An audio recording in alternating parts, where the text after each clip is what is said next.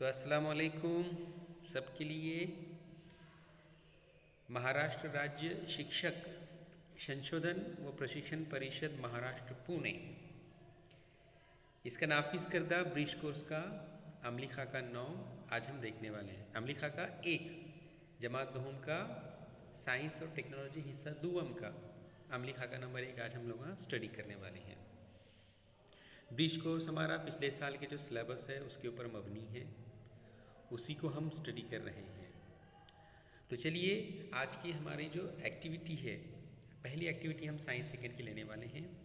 हमारे 4 activities science first के हो चुके हैं। तो चलिए आज की जो एक्टिविटी है वो है तवारुस की खुसूसियत और इसका इजहार, नाकिस क्रोमोसोम उसकी किस्में बनने का अमल, डीएनए आरएनए, ये सारे नज़रियात हमें है ना आज के इस सरगर्मी में समझने की कोशिश करने का है या इनका तारुफ देखने का है।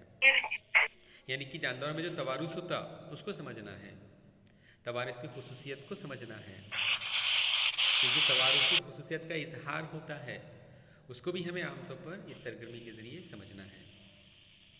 नाकिस क्रोमोसोम क्या है, फिर क्रोमोसोम क्या है आमतौर पर, उसके ताल्लुक से भी हमें आमतौर पर समझना है।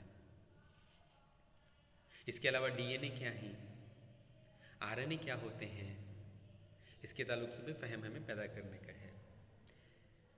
देखिए इस नज़रियात के लिए जो हवाला जात है यानी कि हवाला है वो दर्जा नहूम की दरसी किताब सबक नंबर 6 और सबक का नाम है तवारुस और तगय्युर। यानी कि पिछले साल की हमारी जो साइंस की किताब थी, साइंस और टेक्नोलॉजी की किताब थी, उसका सबक नंबर 6, उसमें सारे ये नज़रियात इन डिटेल हैं। हम उसका मुशाहदा और आज हमको करना है, घर में जा कर के उसके सारे सबक का मुशाहदा करना है इन कंसेप्ट्स को लेकर के। तो चलिए हम लोग शुरू करते हैं। आइए जहन नशीन करने से। ओके, हम ये देख चुके हैं कि कुदरत में मौजूद हमारे अतराफ़ व कनाफ में एक ही नू में मुख्तलिफ तनों पाया जाता है। अगर हम अपने अतराफ़ व कनाफ में देखेंगे तो एक ही नू में मुख्तलिफ तनों पाया जाता है आमतौर पर, राइट। मुख्तलिफ तनों एक ही नू के जानदार रहते, जैसे कि अपन हैं, राइट। अब हमारी भी है ना, हम में भी बहुत तनों एक ही नू के होने के बावजूद भी हमें बहुत ज़्यादा तनों आमतौर पर देखने को मिलता है। लिहाजा लेकिन ये जो तनों है, ये तफरीक़ा है, ये किस वजह से पैदा होता है, इसका मुताला हमें आज की सरगर्मी में आमतौर पर करना है। मुकाबिल की शक्ल में चेहरे में होने वाली कुछ तब्दीलियाँ और फ़र्क दिए गए हैं, इनका मुशाहदा कीजिए। तो देखिए अपन एक ही नू के सारे इंसान होमो सैपियंस, इसके बावजूद भी हम सारे होमो सैपियंस एक जैसे नहीं हैं, हम सारे इंसान एक जैसे नहीं हैं। उनमें आमतौर पर हमें बहुत ज़्यादा फ़र्क देखने को मिलता है।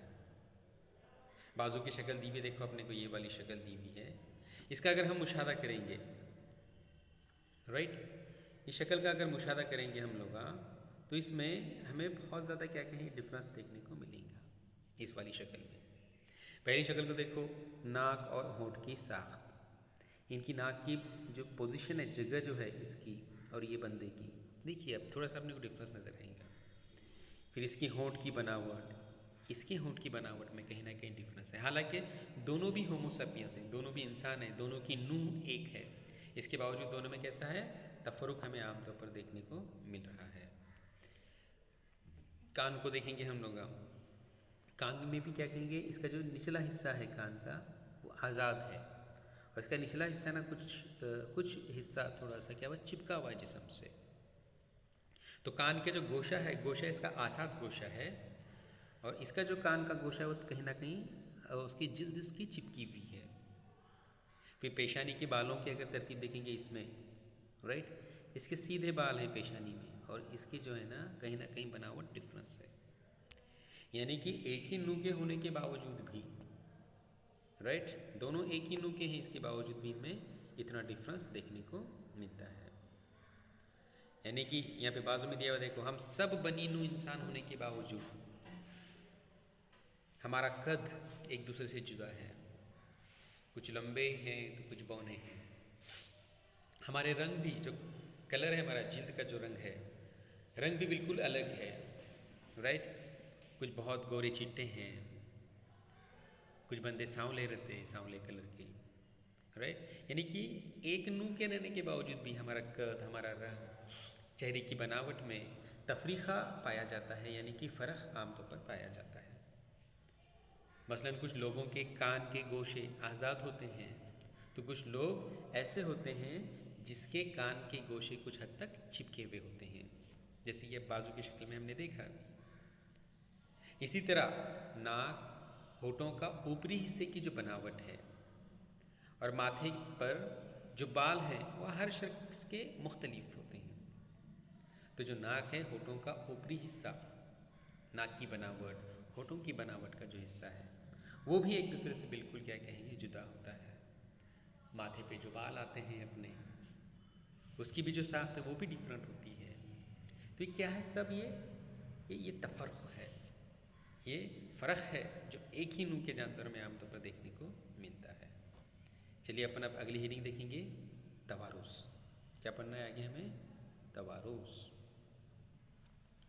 जानवरों की खुसूसियत एक नस्ल से दूसरी नस्ल में किस तरह मुंतकिल होती है, इसके लिए जीन का मुशाहदा और हयातियात की एक शाख में किया जाता है। इसे जीनिनियात कहते हैं। तो देखो, अब जानवरों की जो खुसूसियत है वो एक नस्ल से दूसरी नस्ल में किस तरह मुंतकिल होती है। अपनी जो जानदार की कुछ पर्टिकुलर खुसूसियात होंगी, वो खुसूसियत अगली नस्ल में कहीं ना कहीं मुंतकिल होने वाली है। तो यह खुसूसियत दूसरी नस्ल में किस तरह मुंतकिल होती है, इसके लिए जो जीन जिम्मेदार हैं उनका मुशाहदा साइंस के एक शोबे में किया जाता है, या हयातियात के एक शोबे में, एक शाख में किया जाता है। उस शाख को जीनिनियात कहते हैं, अंग्रेजी में उसको जेनेटिक्स कहते हैं, राइट। जानदारों में आफजाइश के अमल के दौरान नई नस्ल पैदा होती है। तो जानदारों में जब अफजाइश होती है, राइट, जानदारों में जब अगली नस्ल जब बनती है, तो उस दौरान जो है ना, उनमें आमतौर पर, हाँ, तो इस नस्ल की कुछ खुसूसियत में फ़र्क पाया जाता है। तो जब जानवरों में अफजाइश हो रही, उस अमल के दौरान में जब नई नस्ल बन रही, तो उस नई नस्ल में उसकी जो खुसूसियत हैं उसमें कहीं ना कहीं कुछ फ़र्क पाया जाता है। एक सनफी अफजाइश के अमल के दौरान वजूद में आने वाले जो हैवान हैं उनमें मामूली सा फ़र्क पाया जाता है। यह सनफी अफजाइश यानी कि गैर जिनसी जो अफजाइश है, आमतौर पर तरीक़ा, तौलीद तरीक़ा है, उसके दौरान जो वजूद में आने वाले हैवान हैं वह हैवान बिल्कुल हूबहू रहते हैं या मामूली सा फ़र्क पाया जाता है उनमें। जबकि जो सनफी अफजाइश के ज़रिए पैदा होने वाले जानदार हैं उनमें ज़्यादा फ़र्क देखने को मिलता है, राइट। लिहाजा अगली जो अपना हेडिंग है वो है जीनिनिया। आमतौर पर जीन और बुनियादी जीन का मुशाहदा हयातियात की एक शाख में किया जाता है, जिसे जीनिनियात या जीनियात कहते हैं। तो आमतौर पर जीन और बुनियादी जीन का मुशाहदा हयातियात की एक शाख में किया जाता है, जिसे जीनिनियात आमतौर पर कहते हैं। जेनेटिक्स जिसको आमतौर पर कहते हैं, तवारुस की हेडिंग में अपन इसको पढ़ा हुआ था। आगे है तवारुस की खुसूसियत। क्या खुसूसियत और इसका इजहार। जो तवारुस की खुसूसियत है हमारी क्या है और उसका इजहार कैसे होता है, हम देखने वाले हैं। वालिदैन और औलाद में बहुत ज़्यादा इकसानियत होने के बावजूद छोटे बड़े फ़र्क उसमें नज़र आते हैं। ये इकसानियत और फ़र्क तवारुस का नतीजा है। तो वालिदैन से जब नन्हे मुन्ने आते हैं, राइट, तो उनमें जो है ना इकसानियत काफ़ी होती है, और कुछ इकसानियत के साथ में थोड़ा सा फ़र्क भी उसमें आमतौर पर पाया जाता है, राइट। वालिदैन से जब उनके जो औलाद आती हैं या औलाद होती हैं, उनमें बहुत ज़्यादा इकसानियत देखने को मिलती है। तकरीबन तकरीबन सारे खुसियत एक जैसे हैं, लेकिन छोटे बड़े फ़र्क भी उसमें देखने को मिलते हैं। तो यही जो फ़र्क है, यही जो एकसानियत, यही जो फ़र्क है, इसी को तवारुसी खुसूसियत आमतौर पर कहते हैं। खुलिये में प्रोटीन की तालीफ़ के लिए ज़रूरी जो मालूमात है उसका ज़ख़ीरा डीएनए में पाया जाता है।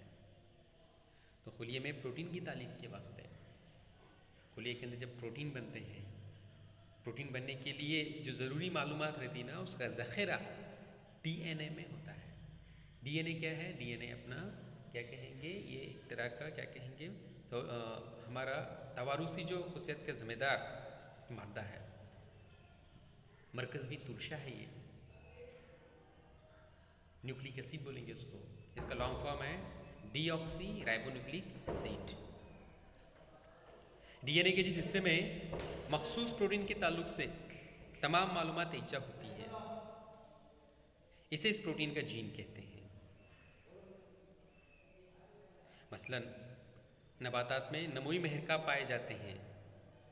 नबातात की ऊंचाई में इजाफा भी नमूई महरका के तनासुब पर मुनसर होता है।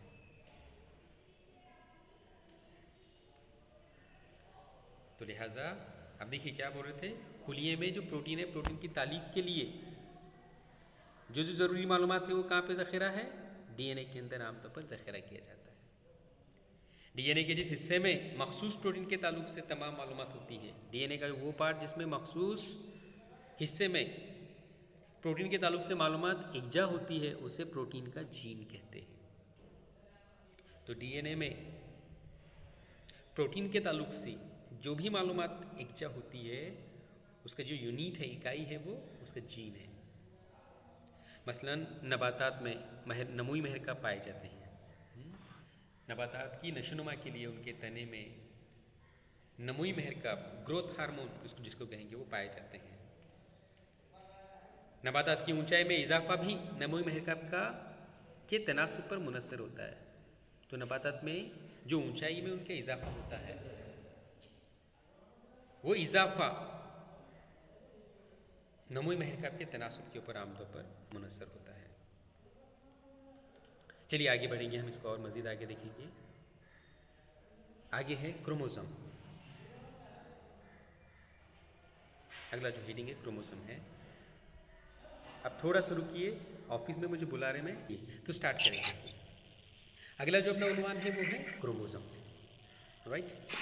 अपन ये पढ़े हुए हैं, मेरे ख्याल से चैप्टर हमारा पिछले साल हुआ था, हम इसके ऊपर तफसील देखें। हाँ सर। तफसील हमने इस पर देखा हुआ है। तो चलिए क्रोमोसोम क्या है देखेंगे अपन। डीएनए देखे, डीएनए देखे।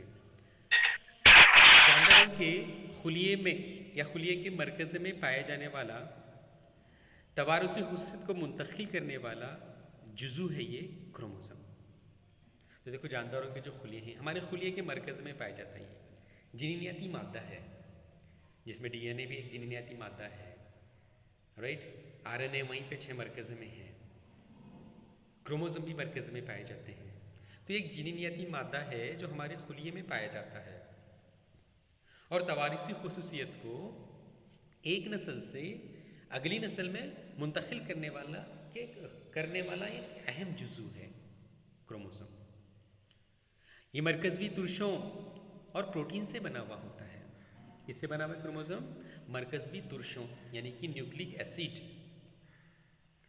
और दूसरा प्रोटीन, इनसे बना हुआ होता क्रोमोसोम। अब मरकज़वी तुरशे में 2 मरकज़वी तुरशे हैं, एक डीएनए और दूसरा आरएनए। डीएनए यानी कि डीऑक्सी राइबोन्यूक्लिक एसिड और आरएनए यानी कि राइबोन्यूक्लिक एसिड। ऐसे 2 तरह के मरकज़वी तुरशे होते हैं। तो ये 2 तरह के मरकज़वी तुरशों से और प्रोटीन से क्रोमोसोम बने हुए होते हैं। क्रोमोसोम की किस्में भी हैं, देखो आप, राइट।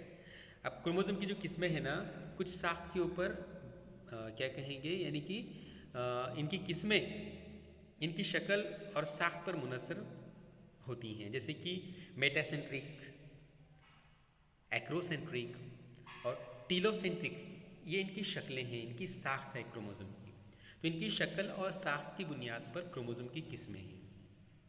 पहली किस्म है हम तरकीब क्रोमोसोम, राइट। पहली किस्म कौन सी? हम तरकीब क्रोमोसोम की। दूसरा है गैर तरकीब क्रोमोसोम, राइट, और फिर जिनसी और गैर जिनसी क्रोमोसोम। वैसे क्रोमोसोम की ये किस्में ही, हमा तरकीब क्रोमोसोम, गैर तरकीब क्रोमोसोम, जिनसी क्रोमोसोम और गैर जिनसी क्रोमोसोम, इस तरह से इनकी किस्में हैं। ओके, तो ये क्रोमोसोम हो गया। मज़ीद आगे बढ़ेंगे। अब है DNA. Okay, deoxy ribo nucleic acid, DNA. तो चलिए डीएनए के ताल्लुक से अपन बात करेंगे।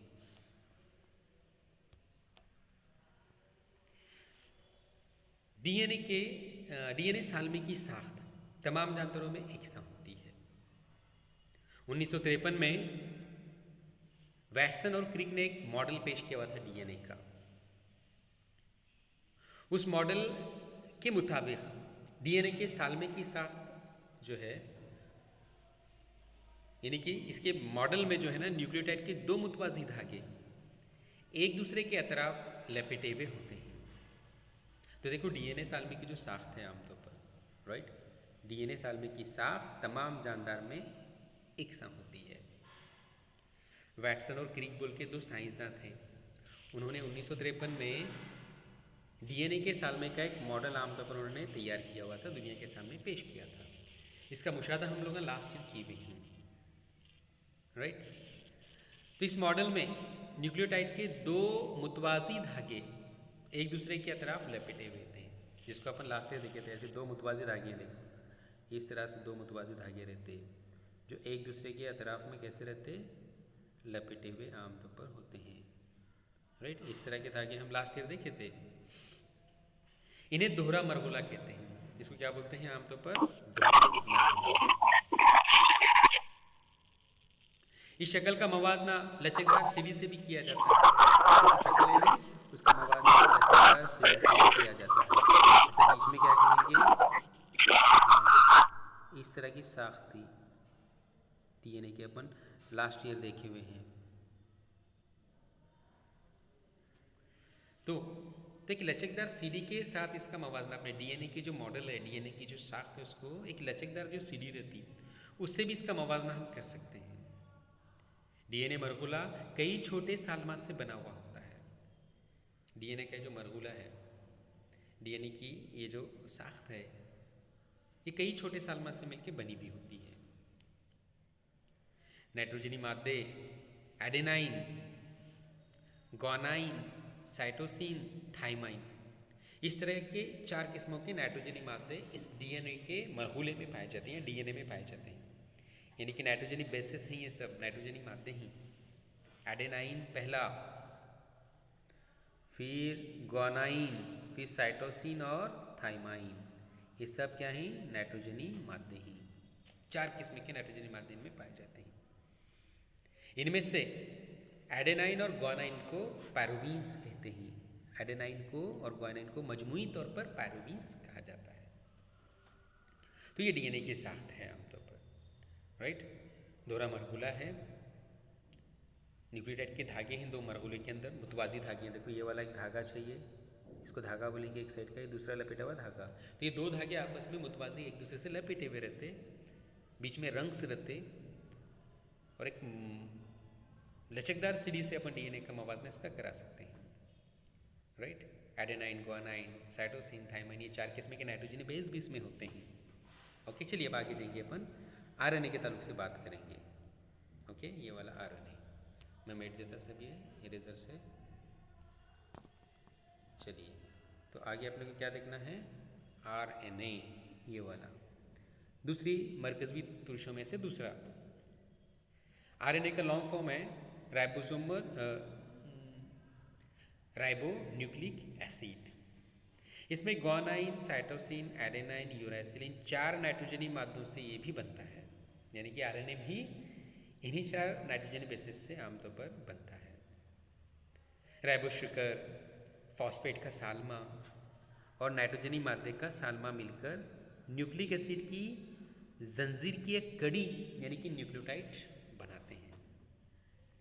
तो इसमें राइबो शुगर, फिर फॉस्फेट का एक सालमा रहता, और ये नाइट्रोजनी मादे जो हैं ये सब मिल करके न्यूक्लियोटाइड बनाते हैं, यानी कि न्यूक्लिक एसिड की एक जंजीर बनाते हैं।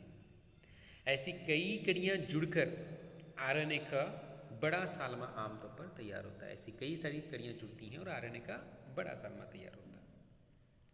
इनके अफ़ाल के बिना पर, यानी कि आरएनए के जो फंक्शंस हैं, उनके जो अफ़ाल हैं, उसके बेस पे, उसकी बुनियाद पे जो है नहीं, आरएनए की भी बहुत सारी, यानी कि इसकी भी किस्में हैं। पहली किस्म है टीआरएनए, दूसरी किस्म है एमआरएनए और तीसरी है आरआरएनए। राइट। टीआरएनए का लॉन्ग फॉर्म है transverse RNA, mRNA messenger RNA और आरआरएनए राइबोसोमल आरएनए। ऐसे इनकी 3 किस्में हैं आरएनए के अफ़ाल की बेसिस पे। अपनी आज की सरगर्मी यहाँ पे रुकती है या ख़त्म होती है, अपन यहाँ पे रुकेंगे। मश्क के जो सवालात हैं, मश्क के सवालात आपको पिछले साल के सबक नंबर 6 और इस सरगर्मी के ऊपर जितना भी मवाद है उसकी मदद से हल करना है और हल करके अपने ग्रुप में डालना है। अपनी ये सरगर्मी है। इसके अलावा मैंने एक ब्लॉग बनाया हुआ है ifu84blogspot.com बोल के। उस पर मैंने अपने महाराष्ट्र के और भी टीचर जो वीडियो बनाए हुए हैं ब्रीच कोर्स के ऊपर, तमाम सरगर्मियों के वीडियोस, वो सारे वीडियोस के लिंक जो है ना मैंने अपने उस ब्लॉग्स पे रखा हुआ है ifu84blogspot.com बोल के। उसका लिंक मैंने ग्रुप में भेजा हुआ है, वहाँ पे भी जाइए। सारी सरगर्मियाँ हैं, तुमको ये मश्क हल करने के लिए काफ़ी हेल्प भी होती है सरगर्मियों को देखने से। तो लिहाजा ये वो ब्लॉग पे भी जो लिंक भेजता मैं, और वहाँ पे सारे सरगर्मियों के वीडियोस के लिंक हैं। अब देखो उसको, आपको मश्क हल करने में भी थोड़ा सी आसानी होगी। बुक भी देखिए। तो यहाँ पे ये सरगर्मी को अपन रोकते हैं। बाय बाय, अल्लाह हाफिज़।